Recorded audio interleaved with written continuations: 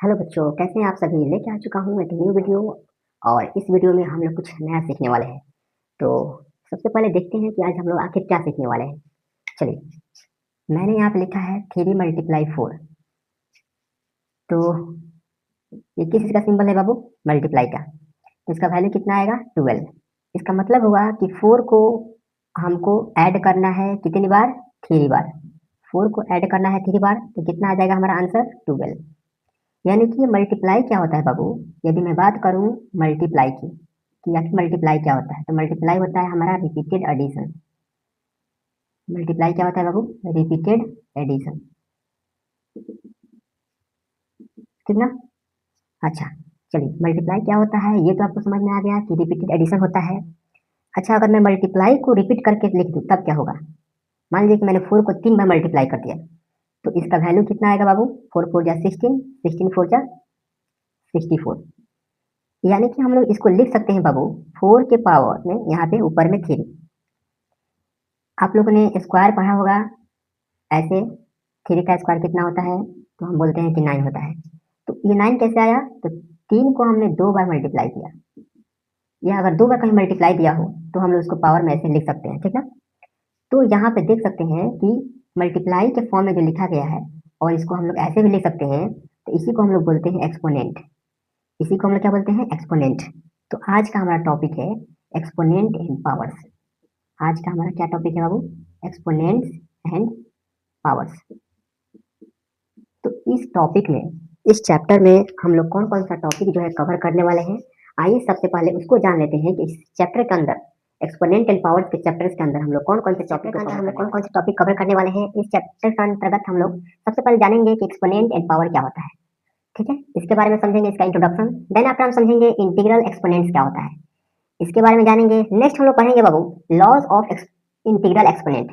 कुछ लॉज है जिसको हम लोग पढ़ने वाले हैं, इसमें सीखने वाले हैं। बहुत ही मजा आने वाला है। यहाँ पे है लास्ट हम लोग सीखेंगे साइंटिफिक नोटेशन क्या होता है, या फिर उसी को हम लोग बोलते हैं स्टैंडर्ड फॉर्म, ये क्या होता है। तो इस चैप्टर के अंदर हम लोग को बस इतना ही चीज सीखना है।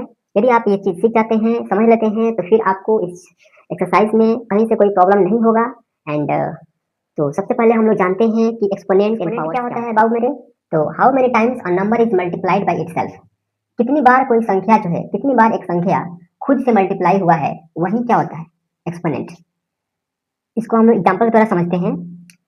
आइए एग्जांपल के द्वारा समझते हैं। सबसे पहले समझ लेते हैं कि एक्सपोनेंट क्या और पावर क्या होता है। पावर क्या होता है? तो formed by base and N exponent. ये कैसे बनता है? एक बेस और एक एक्सपोनेंट से मिलकर के बनता है, जिसको हम लोग बोलते हैं पावर्स। ठीक है? यहाँ पे मैंने लिखा है ए के पावर एन, ए के एक्सपोनेंट एन लिखा हुआ है। तो ए यहाँ पे क्या है? इसको हम लोग कैसे पढ़ेंगे बाबू? इसको रीड करते हैं हम लोग। इसको कैसे पढ़ेंगे? इसको रीड कैसे करेंगे? हाउ टू रीड, कैसे रीड करेंगे? तो पढ़ेंगे इसको कि a raised to the power n, a raised to the power n. ठीक ना? एग्जांपल लेते हैं एक।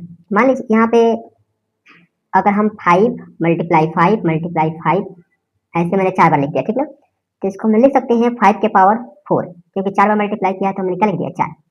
ठीक है? तो ये 5 जो है बाबू, ये है हमारा बेस। ये क्या है बाबू? बेस। ये 4 जो दिखाई दे रहा है ऊपर में आपको, इसी को हम लोग बोलते हैं एक्सपोनेंट। इसी को बोलते हैं हम लोग एक्सपोनेंट, शॉर्ट फॉर्म में लिख दिया। और इस पूरे को, बेस को और एक्सपोनेंट को, बेस को और एक्सपोनेंट को जब मिलाते हैं तो हमारा ये पूरा का पूरा क्या बन गया? पावर। इसी को बोलते हैं पावर।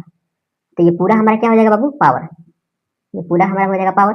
ए क्या हो जाएगा? बेस। और एन क्या हो जाएगा? एक्सपोनेंट। तो ये आई होप एक्सपोनेंट पावर क्या होता है, आई होप कि एक्सपोनेंट एंड पावर क्या होता है ये आपको समझ में आया होगा। बढ़ते हैं अपने अगले टॉपिक पे और देखते हैं सेकंड टॉपिक क्या होता है।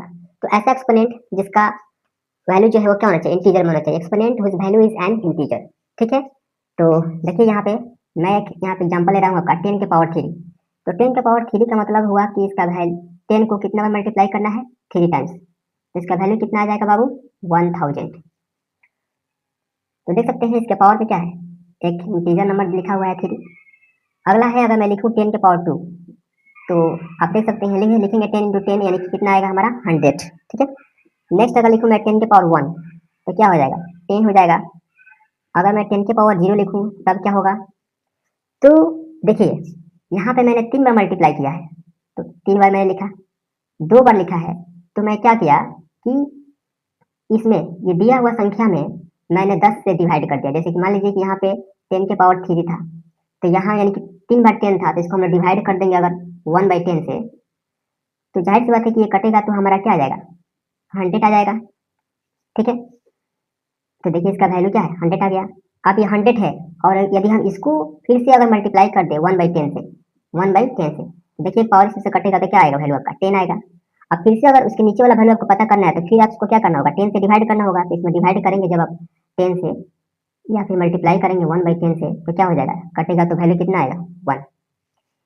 यानी कि मैं आपको बताना चाह रहा था बाबू कि किसी भी नंबर का यदि पावर क्या हो, 0, तो उसका वैल्यू क्या होता है। चलिए इसको आगे बढ़ते हैं और आगे देखते हैं। यदि हम इसको और एक कम करें, अगर लिखे हम यहाँ पे 10 के पावर -1, तो हम लोग जो वैल्यू आया उसमें 10 से डिवाइड करना है।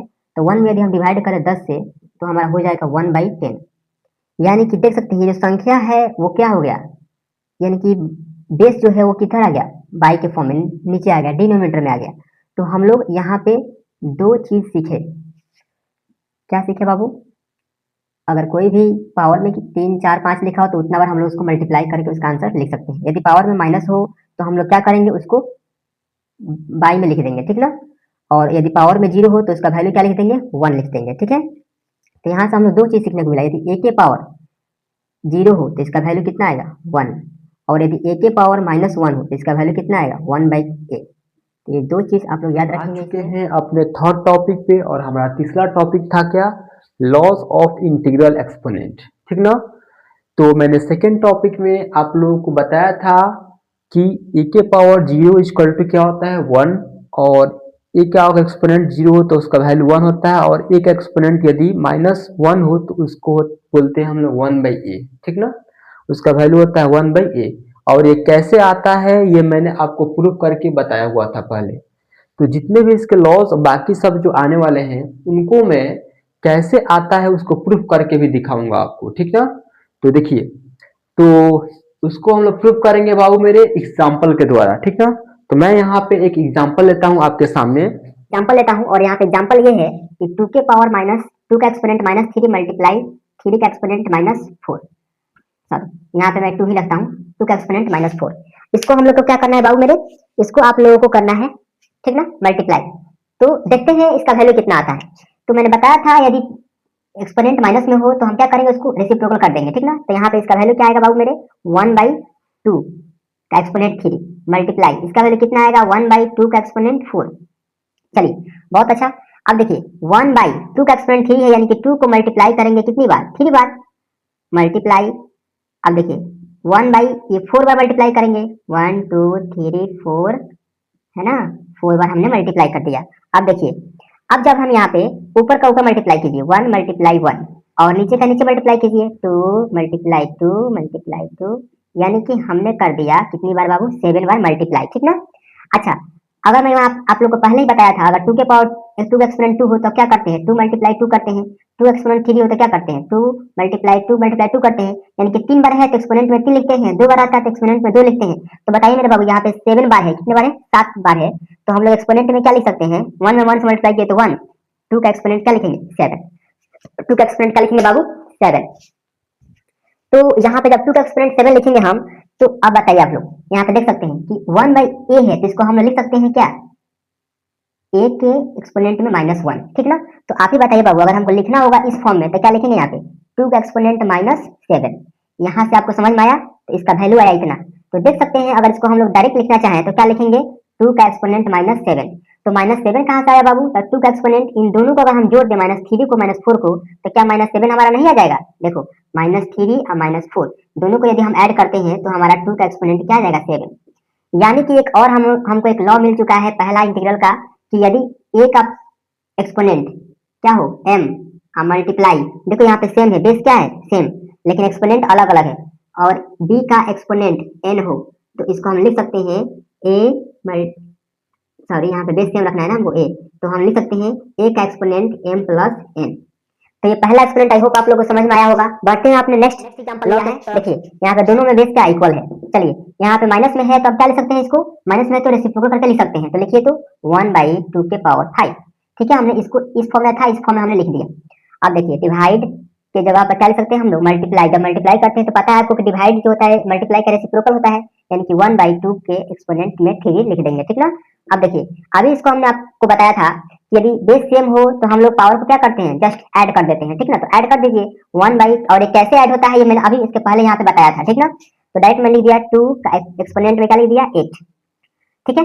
अब देखिए, अब हमने क्या कर दिया, अब ये इस फॉर्म में है 1/a के फॉर्म में है, तो इसको बदलेंगे तो इस फॉर्म में आ जाएगा। तो लिख सकते हैं हम लोग 2 का एक्सपोनेंट -8। अब चलिए हम लोग समझते हैं यहाँ पे, देखिए डायरेक्ट समझते हैं इसको। बेस सेम है तो 2 का 2 लिख दिए, -5 में से इस वाले एक्सपोनेंट को हम लोग माइनस कर देते हैं।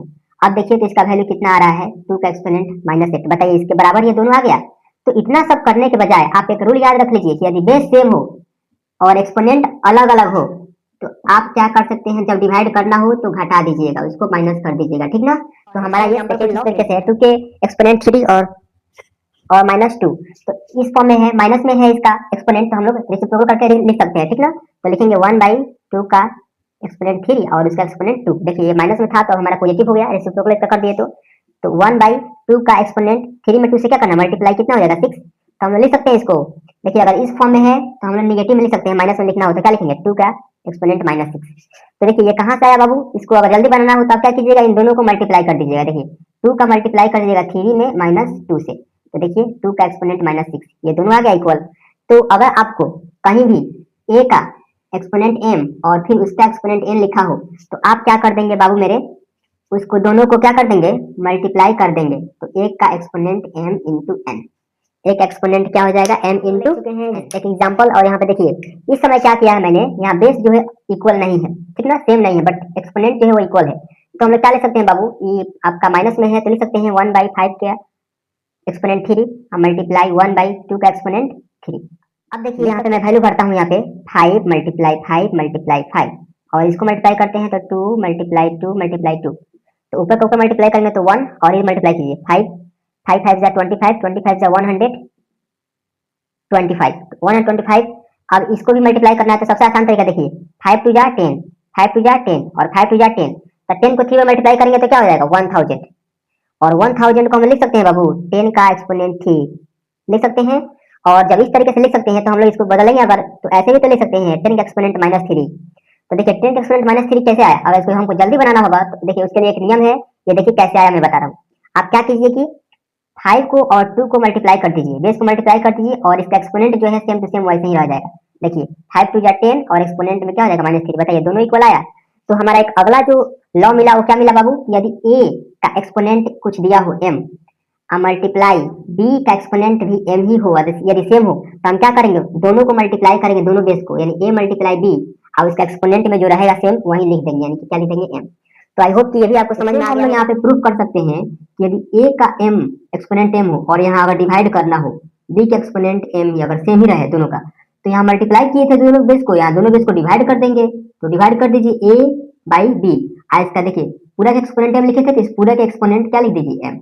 तो ये था हमारा 5 लॉस, आपको मैंने बताया कि कैसे ये आया है।